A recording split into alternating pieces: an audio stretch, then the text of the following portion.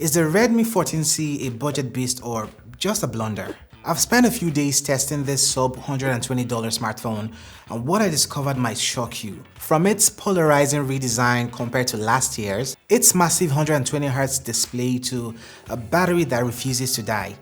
This isn't your average budget smartphone, but there is a catch, and it's a big one. I know you want to find out, and so without taking much of your time, yo guys, let's get started. Right out of the box, the Redmi 14C is more like that new kid in school who shows up wearing these neon shoes. You can't help but notice it. It's big, it's bold, and in this stunning sage green color I have here, the variant I bought, it has that "I'm here to make a statement" vibe. The eco leather back, oh, it's not just for show, it's practical too, keeping those pesky fingerprints away from this back. But fair warning, it's a bit of a stain magnet, so unless you like your phone looking like it's been through a food fight or something, you might want to slap on this included TPU case to protect the back. You can also get the Redmi 14C in colors like Midnight Black, Dreamy Purple, and Starry Blue. Other items from within the box include the 18-watt charger, a TPU case, a SIM ejector, a USB Type-C to Type-A cable, and also the user guide. By the way, this feels a little wide for my hand, and if you're a fan of large screens and have hands that could palm large things, you're in for a treat. But if your hands are as small as mine, well, let's just say you might be doing some unexpected finger gymnastics with this one. I'll get to the reason why in a bit. Before we get deep into the specs for the smartphone, let's talk about the connectivity. The Redmi 14C sticks to the tried and true 4G LTE network. No fancy 5G here, but honestly, do you really need a 5G smartphone right now? For most of us, 4G is more than enough for streaming, browsing, and even some light gaming. I even made a video to help you decide if you need 5G, and you can check it out here after watching this video. The Redmi 14C isn't just about good looks, it's practical too. This smartphone supports dual SIM and is perfect for those who travel frequently or need to balance work and personal life on a single device. The build quality feels solid. It's made out of glass for the front and plastic frame, and also your choice of glass or eco leather. In my case here, I have the sage green variant, which has the eco leather at the back, and not only does it look good, but it also feels good in the hand. Sure, it picks up stains, but nothing that a quick wipe can't fix. Firing up the Redmi 14C, and you're greeted by this massive 6.88-inch IPS LCD display. It's big and perfect for those late night Netflix binges.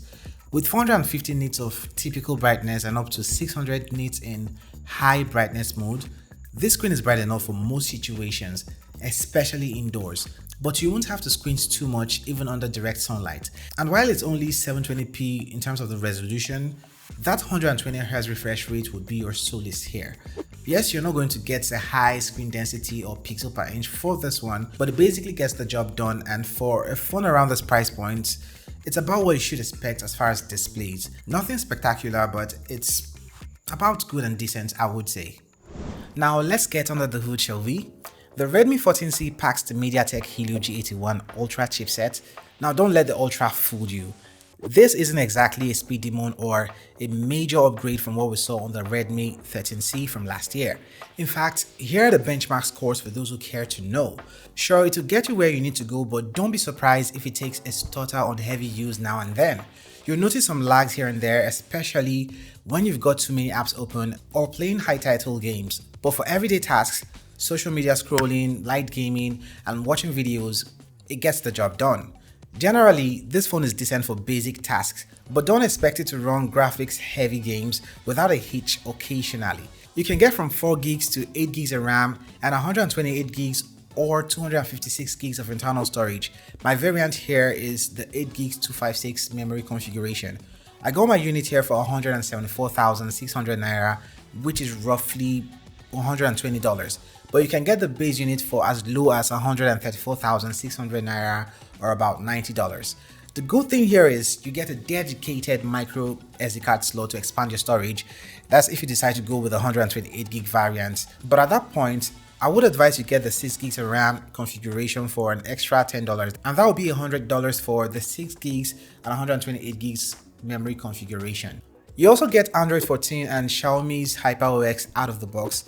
I'm not sure about a major OS update with this smartphone, but for regular OS, updates and patches, those are definitely here. I got one while testing this smartphone. By the way, if you're loving this video so far, why not hit on that like button and also subscribe to this channel if you're new here. It helps us a bunch. Thank you. Alright, let's talk about the cameras here. The Redmi 14C sports a dual camera setup on the back, headlined by a 50 megapixel main sensor. In good lighting, you can snap some pretty decent shots, perfect for those impromptu Instagram posts. The LED flash and HDR adds a bit of extra punch to the photos, but don't expect magic with this camera. The low light performance is a bit like trying to take a picture with your eyes half closed. Not ideal. And there's an auxiliary depth sensing lens which doesn't do much to improve the overall performance of the camera. The front-facing camera, on the other hand, is similar story. It's fine for casual selfies, though you might have to find your good side more carefully in low light. And if you're planning to use this for video calls in dim lighting, just be prepared to look like you're broadcasting from a dimly lit basement or something. Not the best in low light. Videos max out at 1080p resolution for both the front and the rear cameras. Nothing spectacular, but it gets the job done as far as recording videos. Now here's where the Redmi 14C really shines, the battery life. With a chunky 5160 mAh battery, which is about a 3% increase from last year's 5000 mAh battery, this smartphone just keeps going and going. We're talking around 8 hours screen on time and over a day and a half of mixed use. Charging isn't the fastest at 18 watts with this device, but hey, when your battery lasts this long, who's complaining? Just plug it in overnight and you're good to go by the morning. Let's not forget, audio-wise, we're dealing with a single down-firing speaker. It's not going to blow you away, but it's good enough for casual YouTube viewing or that podcast you listen to while pretending to work. And hey, there's a headphone jack at the top side of the smartphone. Other notable features include a snappy side-mounted fingerprint scanner, really fast and reliable. You have NFC, which is available for contactless payments, but it's region dependent, so you might not get it on yours. I don't have it on this one. So who's this smartphone for? If you're someone who loves big screens, long battery life, and smooth scrolling, and also you're not picky about the camera quality or lightning fast performance, then the Redmi 14C could be your new best friend. It's perfect for media consumption, decent gaming, and everyday tasks. Plus, it won't break the bank, which always is a win. But the catch: if you're someone who needs top-tier performance and a camera that can handle any situation, you might want to keep looking.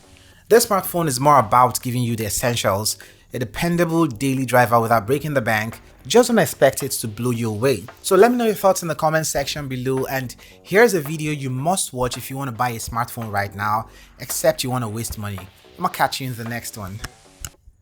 Cuidado.